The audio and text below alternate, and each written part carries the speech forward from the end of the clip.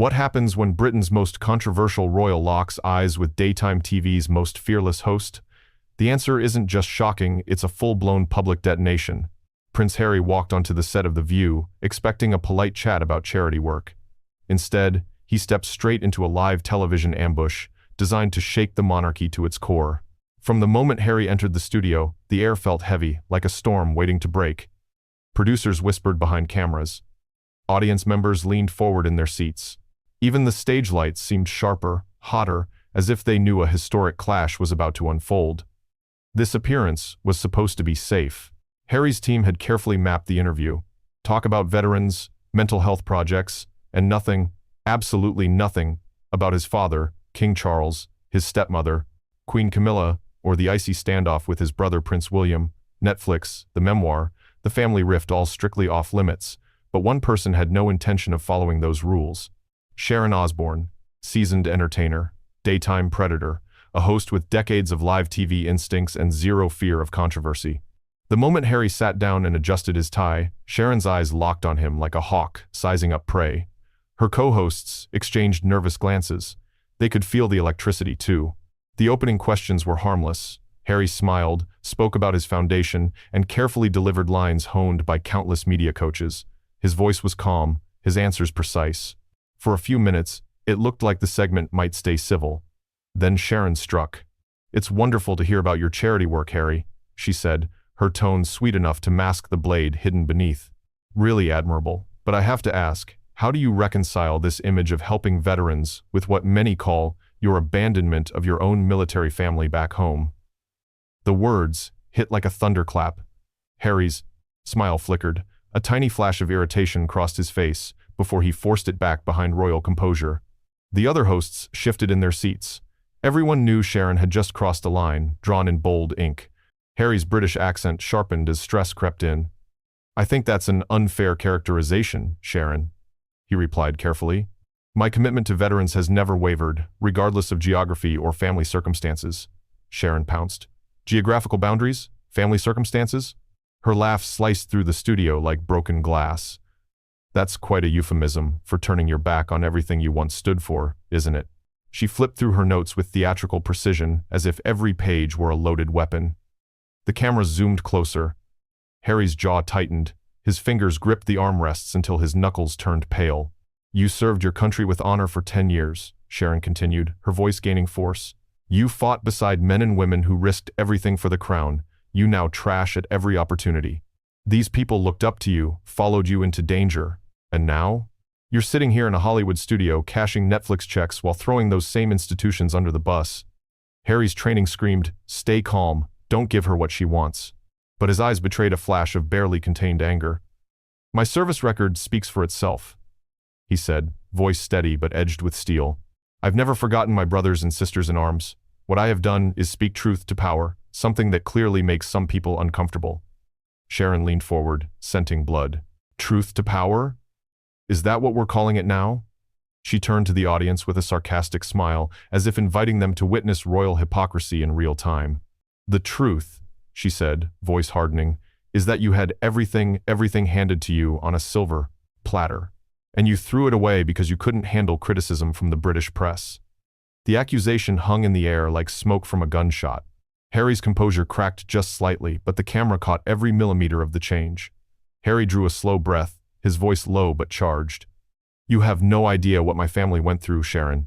No understanding of the impossible position we were placed in." Each word carried the weight of years of buried frustration. Sharon's eyes gleamed, delighted to have cracked the polished royal armor. "Oh, I think I understand more than you'd like," she fired back, leaning closer. "Your wife? Let's talk about her. The woman who married into the most privileged family on earth and then spent years complaining about how hard life was. The same woman who accused the royal family of racism, but never named a single person or incident that could be verified." The studio air turned icy. Even the audience, usually quick to react, sat frozen. Every camera tightened on Harry's face, searching for the slightest flicker of weakness. Harry's jaw clenched until the muscle in his cheek twitched. "You don't know what you're talking about," he said, his voice a strained whisper.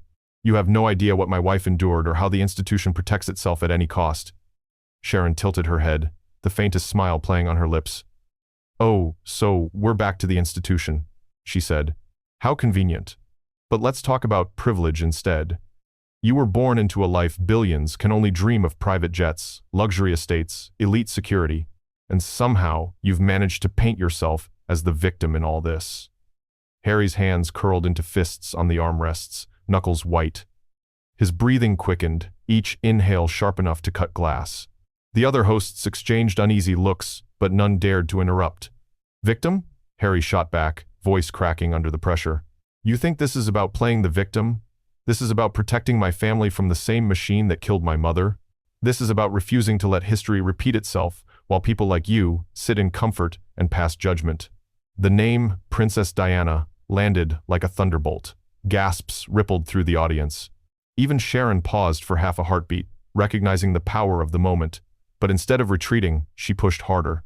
"Don't you dare use your mother's memory to excuse what you've done," Sharon hissed, her voice dropping to a dangerous whisper. Diana had her struggles with the royals, yes, but she never abandoned her duty. She never fled to California to sell her story to the highest bidder. Harry shot to his feet so quickly that his chair nearly toppled backward. Security staff in the wings tensed, unsure if they were witnessing a dramatic gesture or something far more volatile. "How dare you speak about my mother?" Harry thundered, his voice booming across the silent set.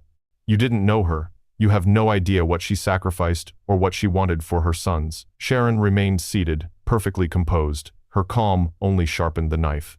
"I know she wouldn't have wanted her son to become a professional victim," she said coolly.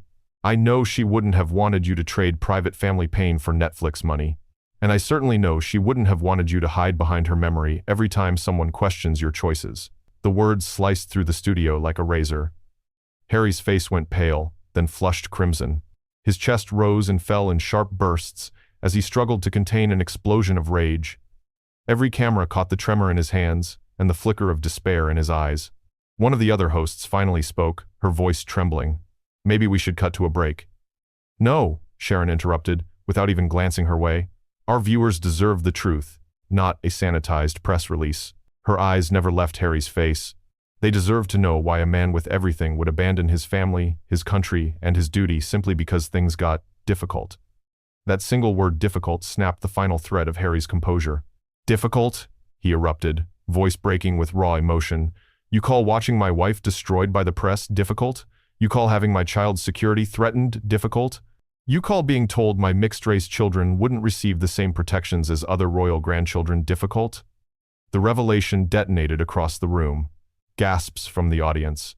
A sharp intake of breath from the co-hosts. Even Sharon blinked, momentarily taken aback by the force of the accusation. But the moment of hesitation vanished as quickly as it appeared. "So now we're playing the race card," she said, her tone laced with icy dismissal. "How predictable. When you can't defend your actions, you fall back on accusations of racism. It's the oldest move in the victim playbook." The words landed like a slap. Harry's eyes widened in disbelief, his lips parting as if struck silent by the sheer audacity of the remark. The studio fell into a silence so deep the hum of the air conditioning suddenly seemed deafening. "You're unbelievable," Harry whispered, his voice low but venomous. "Completely unbelievable.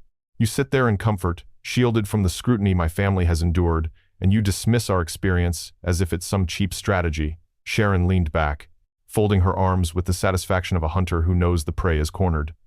"I'm simply stating facts," she replied evenly. "You had everything and threw it away. Instead of working within the system, you burned it all down and profited from the ashes." Harry's chest heaved as he fought to stay in control. The audience remained frozen, eyes locked on the unfolding spectacle. Every second felt like a breaking news alert happening in real time. Harry's breathing grew heavier, each inhale a battle to stay composed. His knuckles whitened against the armrests, the tension visible in every muscle. The cameras tightened their focus, catching every twitch of his jaw and flicker of pain behind his eyes. But Sharon wasn't done. Not even close. "You know what I find most disturbing, Harry?" she said, her voice now silky with mock concern. "It isn't just that you abandoned your family and your country. It's that you've turned your trauma into a business. You've built an entire brand around being Princess Diana's grieving son, and frankly, it's grotesque." The word hung in the air like a dagger. A collective gasp rippled through the studio. Even the veteran camera operators froze, stunned by the precision of the strike. Harry went rigid, his face draining of color before flushing deep red.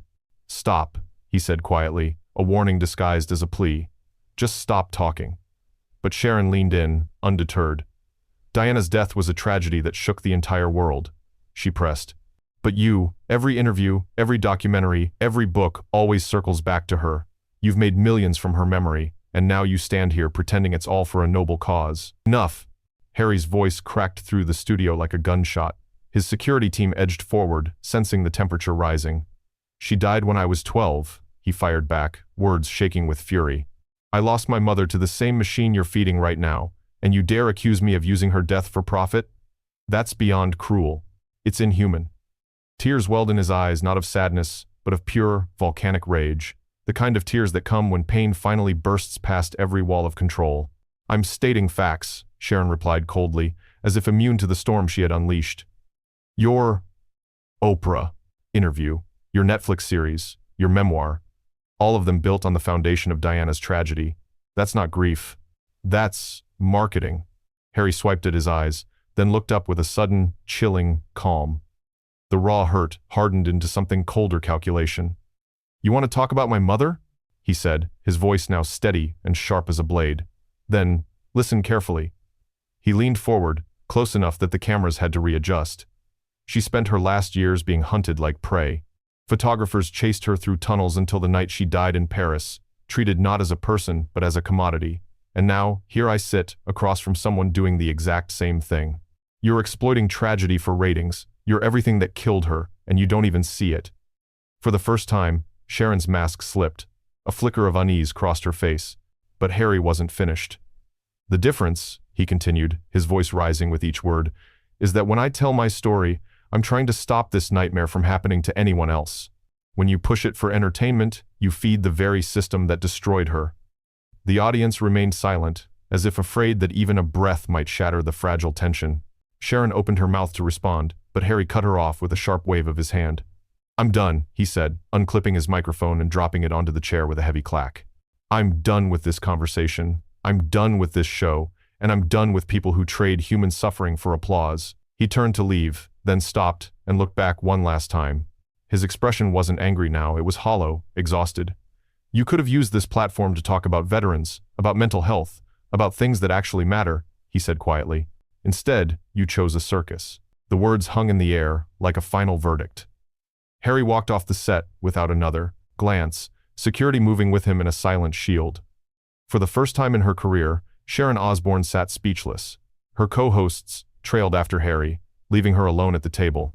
The cameras kept rolling, capturing the uneasy stillness of a woman who had won the spectacle but lost something far harder to reclaim. The studio remained frozen, caught between shock and awe. Everyone present understood they had just witnessed a moment that would dominate headlines for weeks and haunt reputations for years. The studio remained locked in stunned silence long after Harry's footsteps faded down the hallway. Crew members exchanged uneasy looks but barely moved, as if even the scrape of a chair might break the spell. Stage lights dimmed one by one, casting long shadows across the empty set. Sharon stayed seated, hands resting on the desk, her trademark confidence flickering for the first time all night. The co-hosts, who had followed Harry backstage, didn't return. She sat alone in the glow of the cameras, staring at the vacant chair where Britain's prince had sat only minutes earlier. In the control room, producers whispered frantic instructions: cut the feed, keep rolling, capture everything. Every second of raw footage was worth its weight in gold. They knew this confrontation would dominate headlines, flood social media, and replay endlessly around the world. But the victory felt strangely hollow. Sharon had forced the prince to reveal every hidden nerve, had pulled emotion from him that no palace press officer could ever polish away. Yet as she sat under the harsh lights, her own reputation trembled in the balance. Viewers would debate her tactics, question her motives, and wonder if entertainment had crossed a moral line too far. Stagehands began packing cables. A boom mic lowered silently. The audience filed out in near-religious quiet, glancing back at the empty stage as if leaving the scene of a public accident. Somewhere backstage, Harry and the security team disappeared into a waiting car, the prince still wiping the remnants of fury from his face. No official statement was issued, no press release could soften what millions had just witnessed live. By the time dawn broke, the clip had already gone viral, shared, dissected, memed, and replayed across every platform imaginable. Morning shows replayed the meltdown on a loop. Commentators called it the interview that broke daytime television. Royal insiders scrambled to calculate the fallout, and Sharon Osbourne's name trended worldwide, hailed by some as fearless and condemned by others as ruthless. As the studio lights finally went dark, one truth remained undeniable. In less than 30 minutes, a carefully managed royal narrative had been ripped apart in front of a global audience. Harry had walked in to talk about charity. He left having exposed both his deepest wounds and the relentless machinery of modern fame. And Sharon, though silent in the end, had shown the world exactly how far she was willing to go for a headline. A victory, perhaps, but a victory that came with a cost no commercial break could ever erase.